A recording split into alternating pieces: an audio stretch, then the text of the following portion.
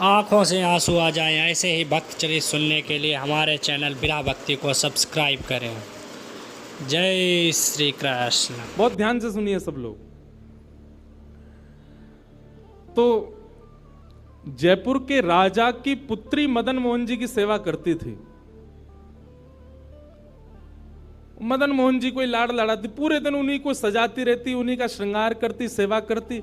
राजा स्वयं गोविंद देव जी की सेवा करते और उनकी जो पत्नी थी वो गोपीनाथ जी की, मतलब पूरा परिवार ही तीनों ठाकुर की सेवा करते थे। अलग अलग भवन में, अलग अलग महलों में ठाकुर जी विराजते थे। तो राजा की पुत्री का विवाह हुआ करौली राजस्थान में, जहां मदन मोहन जी अभी विराजते हैं। तो राजा की पुत्री का जब विवाह हुआ तो पुत्री से राजा ने कहा, बिटिया ये बताओ तुम्हारा विवाह है, तुमको हम दहेज में क्या दें? वैसे तो हमने सब दिया, लेकिन फिर भी तुम्हारी कोई इच्छा हो तो मांगो। उसने कहा, पिताजी मुझे सबसे ज्यादा प्रेम श्री मदन मोहन जी से है। आप माता जी और पूरा परिवार गोविंद देव जी गोपीनाथ जी की सेवा किया करो। मदन मोहन जी को मैं ले जाऊं अपने साथ, अपने ससुराल में इनकी सेवा करूंगी। बड़ी अच्छी कथा है, ध्यान से सुनना।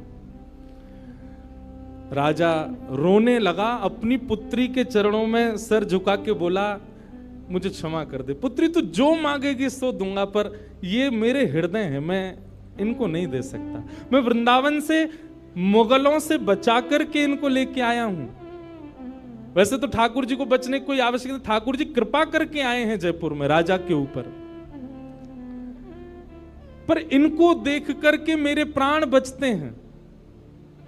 तू जो मांगेगी सो दे दूंगा। पर मदन मोहन जी बोले, पिताजी गोविंद देव जी गोपीनाथ जी हैं ना आपके पास में, मदन एक ठाकुर जी मुझको दे दो। यहां राजा की जिद हो गई, नहीं दूंगा। पुत्री की जिद हो गई कि मुझे तो चाहिए, नहीं तो मैं विदाई नहीं होंगी। राजा की पत्नी ने भी कहा, अब इतनी कह रही है तो आप दे दीजिए ना, हमारे पास 2 ठाकुर हैं, इनकी सेवा हम करेंगे विस्तार से। और वैसे भी मदन मोहन जी की पूरी सेवा बचपन से उसने ही की है। तो राजा ने एक प्रस्ताव रखा। बोले, अच्छा पुत्री एक काम करते हैं। बोले, क्या? मैं तेरी आंख पे पट्टी बांधूंगा और आंख पे पट्टी बांध करके मदन मोहन जी जैसे 7 स्वरूप तेरे सामने खड़ा करूंगा, जिनमें से 6 स्वरूप जो होंगे वो मैं बनवाऊंगा और 1 स्वरूप वास्तविक मदन मोहन जी होंगे। आंख पे पट्टी बांध करके तुझे स्पर्श करके अगर तूने असली मदन मोहन जी को पहचान लिया तो मैं ये मान जाऊंगा कि तू नहीं, ठाकुर जी तेरे संग जाना चाहते हैं। ठाकुर जी की इच्छा पता चल जाएगी। तो राजकुमारी बोली, ठीक है आप ये प्रयोजन कीजिए। राजा ने महाराज कारीगरों को बुलवाया और मदन मोहन जी के डिट्टो कॉपी 6 स्वरूप बनवाए और 6 स्वरूप बनवा करके मदन मोहन जी सहित 7 स्वरूपों को खड़ा किया। पुत्री के आंख पर पट्टी बांध दी, एक जैसा इत्र, एक जैसी पोशाक, एक जैसा मुकुट, एक जैसा श्रृंगार, सब कुछ बिल्कुल एक जैसा। और कहा, पुत्री अब तू इनमें से जो 7 में से पहचान लेगी, अगर असली तेने पहचान लिए तो मैं तेरे संग भेज दूंगा। उसने हाँ तो बोल दिया, लेकिन वो कांपने लगी, घबराने लगी। जैसे ही उसने नेत्रबंद किए तो कथा ऐसी है कि वो रात्रि में जब सोई, अगले दिन परीक्षण होना था, तो रात्रि में जब सोई तो बहुत रोई और ठाकुर जी से कहने लगी, नाथ मैं आपसे बहुत प्रेम करती हूं, मैं आपके बगैर नहीं रह सकती, पर मेरे पिताजी की बहुत जिद है। अब कहीं मैं आपको नहीं पहचान पाई, मेरे तो प्राण ही निकल जाएंगे, विदा होना तो बहुत दूर की बात है।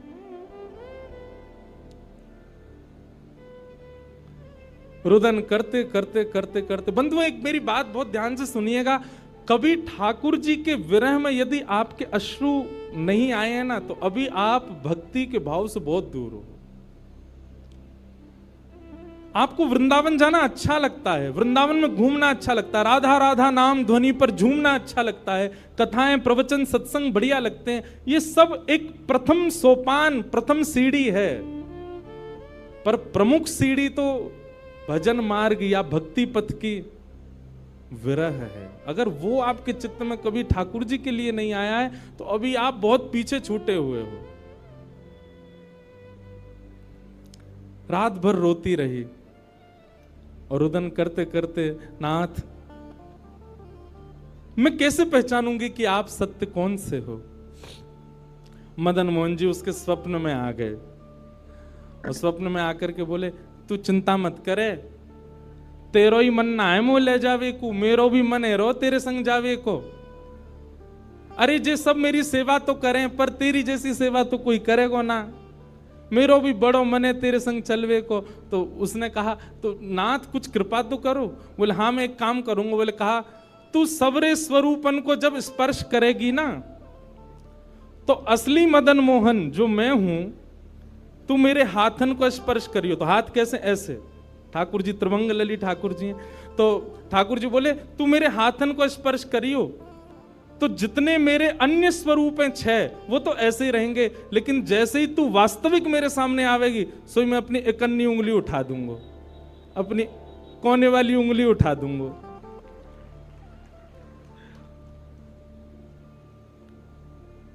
ठाकुर जी कितना प्रेम करते हैं अपने भक्त से।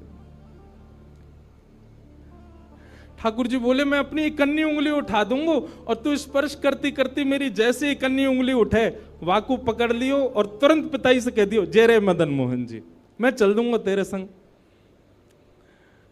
अब तो दूसरे दिन वो पिताजी के पास गए, पिताजी जल्दी करिए, कब चलना है, कब? बोले तुझे तो इतना विश्वास है जैसे तू वास्तविक में मदन मोहन जी को ले ही जाएगी, लेकिन बिटिया तू भी याद रखियो मैंने ऐसे स्वरूप बनवाए कि कोई बता ही नहीं सकता कि असली मदन मोहन कौन से।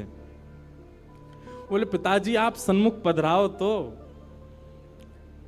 महाराज भीड़ लग गई देखने वालों की, पूरा राजभवन इकट्ठा हो गया जयपुर का। 7 स्वरूप विराजमान हुए। पुत्री के आंख पर अभी विवाह हुआ, उसका विदाई नहीं हुई है, आंख पर पट्टी बांध करके और कहा जाओ, अगर मदन मोहन जी की इच्छा होगी तो तू ढूंढ ले। अब मदन मोहन जी तो पहले ही बता चुके हैं, ऐसे मिलूंगा। जैसे मानो टीचर पहले ही एग्जाम पेपर लीक कर दे, ये क्वेश्चन आने वाले, तैयार कर आना। उसने जाकर के जैसे स्वरूप स्पर्श करने प्रारंभ किए, पहला बोले ये नहीं है, दूसरा स्पर्श किया, ये भी नहीं है। ठाकुर जी खड़े थे 5वीं पंक्ति में, 5वें वाले थे। तीसरे स्पर्श किए, बोले ये भी नहीं है। चौथे किए, बोले ये भी नहीं है।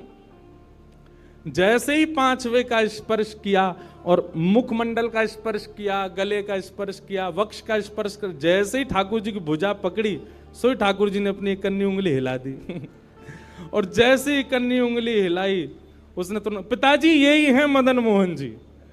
आहा, राजा के तो नेत्रों से आंसू गिर गए, चरणों में गिर गए, उठ करके अपनी बिटिया को गले से लगा लिया, कान में बोले बोले मैंने इकन्नी उंगली हिलते हुए देख ली।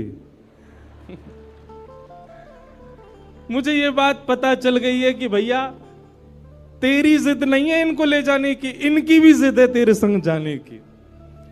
और महाराज गाजे बाजे रथ में आरूढ़ करके श्री मदन मोहन लाल जी करौली राजस्थान को प्रस्थान किए। बोलो मदन मोहन लाल की।